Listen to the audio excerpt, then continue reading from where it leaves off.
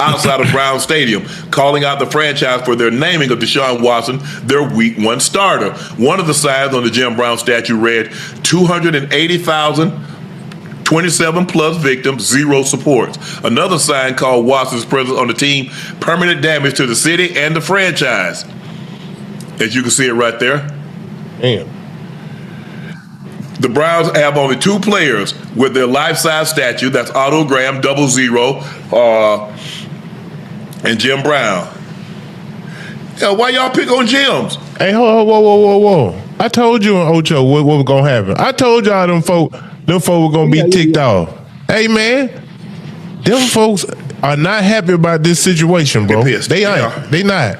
Now, hopefully, Deshaun can use this for fuel and go out there and put on some great performances in Week 1 and 2. Nobody expected it to end up at a statue. Not the Browns front office, not the players in that locker room, and definitely not the people who thought this quarterback decision would just quietly go away. Because right now, outside Cleveland's own stadium, people are sending a message so loud that even Hall of Famers can't ignore it. And that message is aimed directly at one man, Deshaun Watson. Stick around, because what happened next turned a simple quarterback competition into something the entire city can't stop talking about. Okay, if they come back 2-0, okay, Ocho, I still think it's going to be bad. When they come back home for game 3, yeah. Hey, Joe, I tell you one thing. Winning does cure all. If them boys jump out the gate, boy, if they jump out the gate 2-0, he going to hear some cheers. I'm telling you, because they're going to be happy. They're not used to that. I don't even know the last time the Cleveland Browns started 2-0 in a season. But with all this going on, with them protesting outside, because Deshaun is a starter, there's only one thing that's going to make them forget that he is a starter is the fact that he's starting and we're winning. Well, wait a minute. As a fan, that's the only thing I care about. All they have to go off of is what he's done in the past, which is next to nothing because of the injuries and him not looking that good anyway when he was playing. I'm telling you, winning is a blinder. Winning a blind you, man, like a woman in love. A woman in love blind. Well, she don't see nothing. But what's the? Let the Browns start with. I know we hypothetically. Good. I know we hypothetically speaking, but what's the damn chances of them starting off 2-0 though? Outside Browns Stadium sits one of the most respected monuments in franchise history, a life-size statue of Jim Brown, one of only 2 players ever honored that way. And this week, that statue became a protest site. Signs referencing the number of Deshaun Watson's civil accusers went off right at its base. Other signs called his presence on the roster permanent damage to the franchise. Now think about what that means. This isn't a message about wins and losses. This is a message about trust. And right now, a huge chunk of Cleveland doesn't have any left. On the most watched sports podcast in the country, 2 legends broke down exactly what this means for Watson moving forward. Shannon Sharpe didn't sugarcoat it. He said the fans outside that stadium are furious, and he predicted the tension is only going to build heading into the team's home opener. Chad Johnson agreed, adding that if the Browns don't come out fast, this situation could turn ugly in a hurry. But then, Sharpe said something that cut right to the heart of it. Winning, he said, is the only thing that could possibly make people forget what's happening right now. Not an apology, not a statement, not time. Wins, and only wins. That's not a small thing to say about a $230 million quarterback. No, I think he's going to get released. Oh, Joe, they can't. If he's on the roster March 13th, he gets $200 million guaranteed. You think they're going to give him another 2? Yes, he has a poison pill in his contract.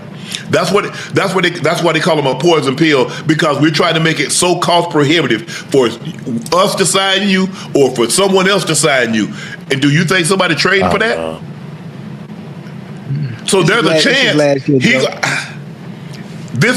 he's going to have to play. I think Deshaun's going to have to play out of his damn mind just to get picked up on another team. Mm-hmm. This might be the last hurrah for him, guys. I don't know what you think about that, Ocho. I don't know what you think, Joe, but this might be the last hurrah. You're right. You're right. I mean, I understand that. Understand not only that, not only is his last hurrah, I understood because of the money he's making, ain't no way in hell he gonna be sitting on the bench. That ain't happening. No, I know the fans don't like it. Here's where the conversation got uncomfortable fast. Because when Sharpe and Johnson looked at what Watson has actually done on the field the past few years, the picture wasn't pretty. Limited production, multiple serious injuries, long stretches without looking anything like the player Cleveland paid for. And yet, he was still handed the keys to the offense over a rookie who was out-producing him in real time during preseason. Johnson put it bluntly. He said fans don't have much to judge Watson on besides what he's done recently, and recently hasn't been good. So ask yourself the obvious question. If the tape says one thing, but the depth chart says another, what's really driving that call? This is where the story shifts from football to business, and it changes everything. Watson's deal includes what's known around the league as a poison pill structure, engineered specifically to make it almost impossible for another team to trade for him. Sharpe laid it out plainly. If Watson is still on the roster by a certain date, a massive additional guarantee kicks in automatically, which means the Browns aren't just picking their best quarterback right now. They're managing a financial commitment that ties their hands, whether the fans like it or not. Johnson said it flat out. Watson isn't sitting on the bench no matter what happens because of how much money is attached to that jersey. That's not a football decision anymore. That's a business decision wearing a football jersey. Being able to get away from guys and sling the ball 40 yards down the field. Y'all remember him being able to escape the pocket. That's not what he is anymore. I agree with Joe. I don't believe he's ever going to be that again. I don't, man. We all remember what we once were, who we once were. And boy, we long for the day sometimes that we could be that person again. I know I do. And y'all know what I be thinking about. I wish I could be that boy again. Y'all know that. I'm just saying, Joe. I just wish. Hey, you're right though, because with the shoulder injury, 2 Achilles. Come on, man. It's just hard to kind of gain that step, that quickness, that pizzazz that he had when he played in Houston. Man, that's gone, man. I'm just gonna keep it one. It's gone. It's gone. It's gone, Joe. But I told you, man, a quarterback is only as good as his supporting cast. That's it. And if the talent around you is not as good as you'd like it to be. Now here's the part that stings the most for Browns fans clinging to hope. Both Sharpe and Johnson agreed on something painful. The explosive, escape-the-pocket version of Deshaun Watson that tore up the league in Houston is gone.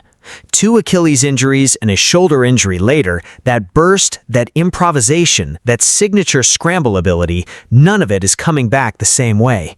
Sharpe said it as plainly as possible. That player, he said, simply isn't walking back through that door.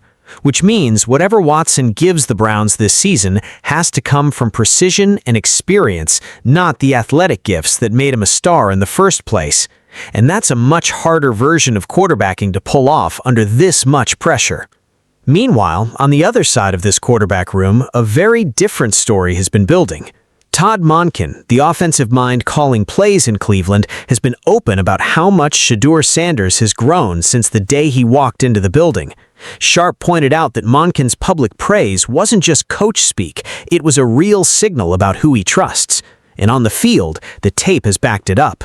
In live preseason snaps, Sanders operated with more rhythm, more command, and more consistency than the numbers suggested a rookie should have. Johnson made a comparison that stuck. He said Cleveland's passing offense already looked more dangerous with certain playmakers involved, specifically when Sanders was the one distributing the football. That's not hype, that's film. And here's something else worth noting. Sanders has been doing this behind an offensive line that hasn't exactly made life easy for him. Pressure up the middle, miscommunications on protection calls, the kind of chaos that usually turns rookie quarterbacks into turnover machines. Instead, Sanders has stayed composed. He's taken what the defense gives him instead of forcing bad throws into coverage. That kind of poise isn't something you can coach into a player overnight. You either have it under pressure or you don't. And right now, more and more people around the league are starting to believe Shedeur Sanders has it. This decision is going to just be an unbelievable, oh my God, I can't believe I see what Todd Monken saw. Or it's going to be a situation where you Todd Monken, what the hell did you see? But I don't think anybody believed that this was Todd Monken's decision Fact. to begin with. No, it definitely was. So It definitely wasn't. I don't think anybody's gonna blame Todd Monken. I think he's he's gone and showed you how much he think of Shedeur. He's gotten better ever since from the day I set foot in here. He's gotten better. You know, he's attentive. He's young. Hey, he handles it. Everything's like a pro. I would expect nothing else, but there's only so much you can do when your body has kind of failed you like Deshaun's body has failed him. And like I said, I think they got some good players. Then came the moment that really set the internet on fire. Sharpe made a bold prediction live on the show. He said he believed the Browns would be 1 win and 1 loss heading into Week 3. Johnson jumped on it immediately, pointing to the difficulty of the opening schedule, including a road trip against one of the league's most physical defenses. Both men agreed on something bigger, too. They said this season could go one of 2 ways for Cleveland. Either it starts red hot and completely changes the conversation, or it collapses fast and the pressure for a switch becomes impossible to ignore. There is no in-between in their eyes, only extremes. And if it tilts toward collapse, there's only one name everyone in that building will be shouting. But here's the detail that makes this prediction hit even harder. Both hosts made it clear they weren't rooting for either outcome. They were simply calling it like they saw it, based purely on the tape and the roster in front of them. That's what makes their warning so hard to brush off. This isn't blind hate for Watson, and it isn't blind loyalty to Shedeur either. It's 2 of the most respected voices in football looking at the evidence and reaching the same uncomfortable conclusion. Step back for a second and look at the full picture. A legendary statue turned into a protest symbol. 2 Hall of Famers openly questioning whether the most expensive player on the roster can still be that guy. A contract structure that ties the front office's hands regardless of performance, and a rookie quietly outperforming expectations every single time he steps on the field. This isn't just a quarterback competition anymore. It's a referendum on an entire era of Browns football, and every single person around that team knows it. Insiders around the league have started calling this one of the most watched quarterback situations of the entire season. Not because of the win total, not because of the stats, but because of everything wrapped around it. The money, the protests, the legacy, the rookie waiting patiently in the wings. That's a lot of weight for one quarterback room to carry into September.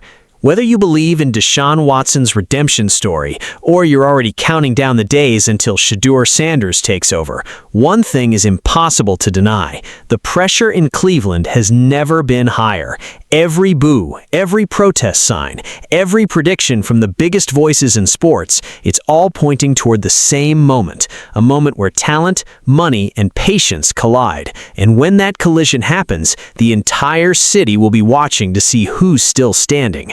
If you think Shedeur Sanders is about to take over as Cleveland's franchise quarterback, drop a comment right now and let us know. And if this breakdown kept you locked in from start to finish, smash that like button, hit subscribe, and turn on notifications. Because when this quarterback situation flips, you'll want to be the first one watching.